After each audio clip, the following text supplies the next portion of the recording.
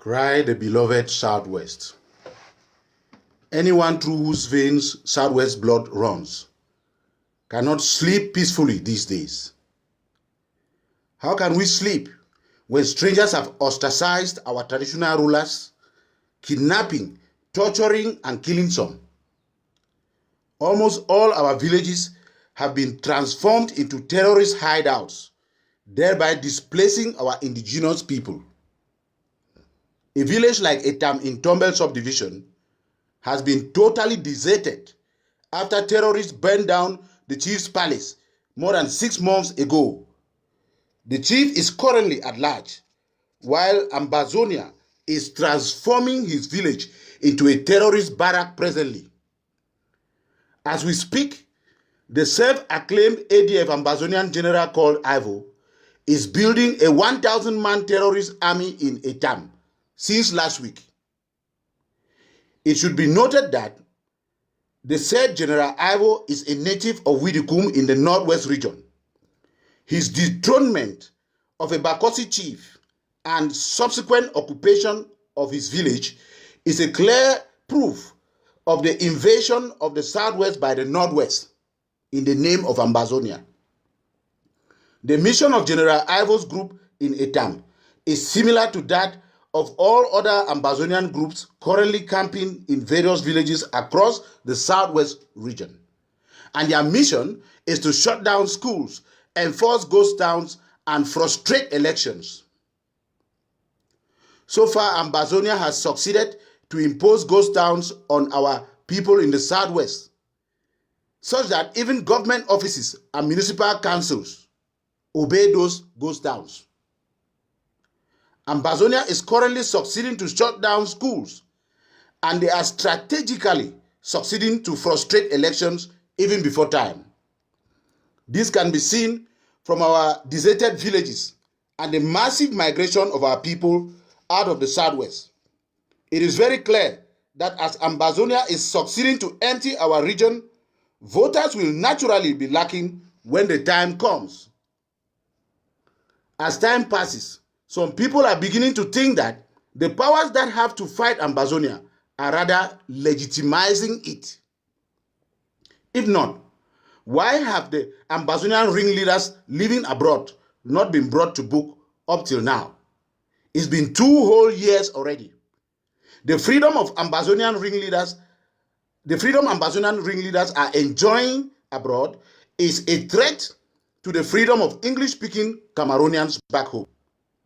What is being done at diplomatic levels to ensure that Ambazonian ringleaders overseas are brought before the law?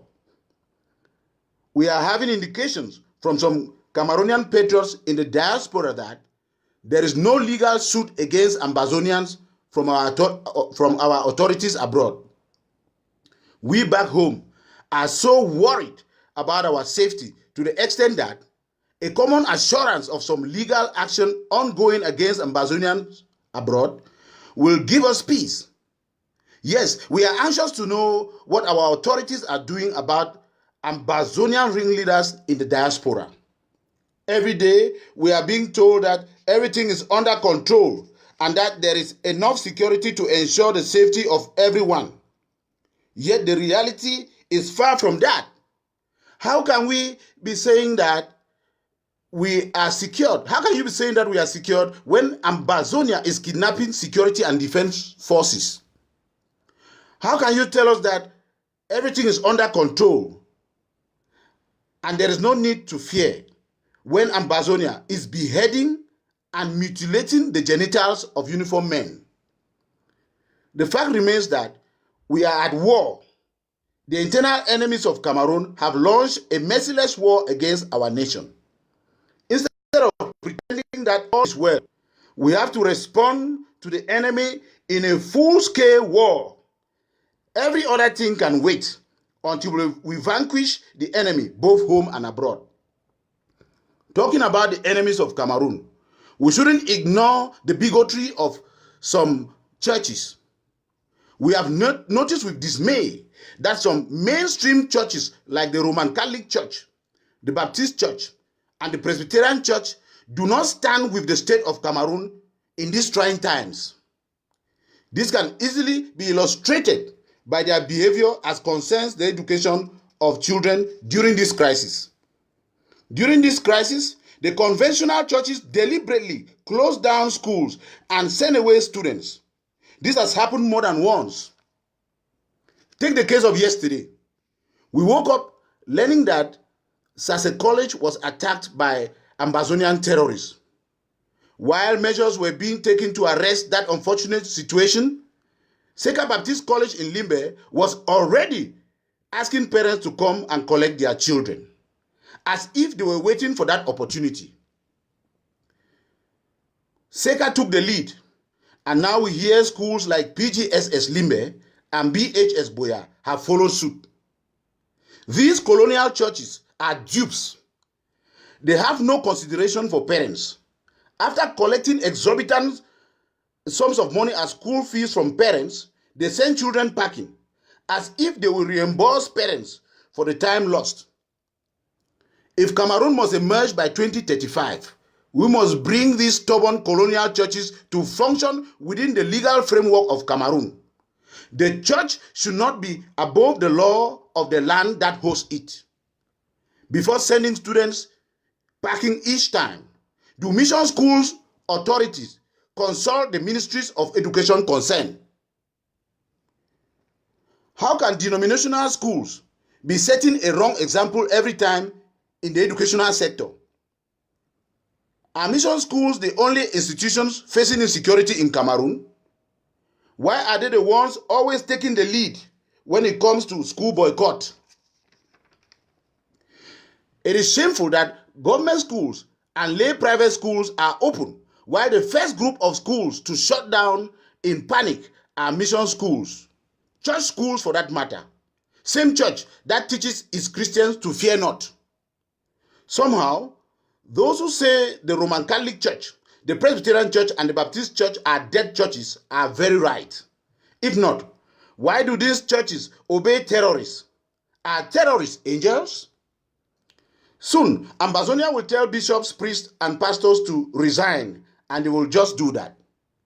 One day, Ambazonia will ask that all churches be closed down, and the church leaders will just obey, under the pretext that they have been threatened.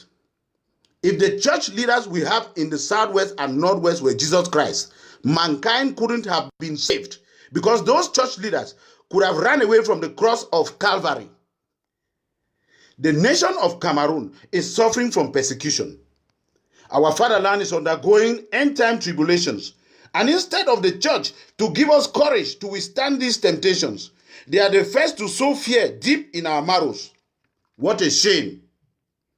Given that most of those church authorities in the southwest are Grafi people from the northwest, it is also likely that they are Ambazonians.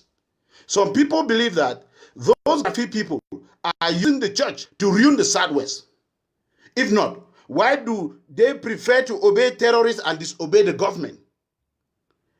Let me conclude by saying that all those mission school authorities guilty of deliberately shutting down schools and sending students away be taken to court and tried there and jailed if found guilty. The government on its part should equally ward off our fears by destroying the terrorist camps around Boya especially.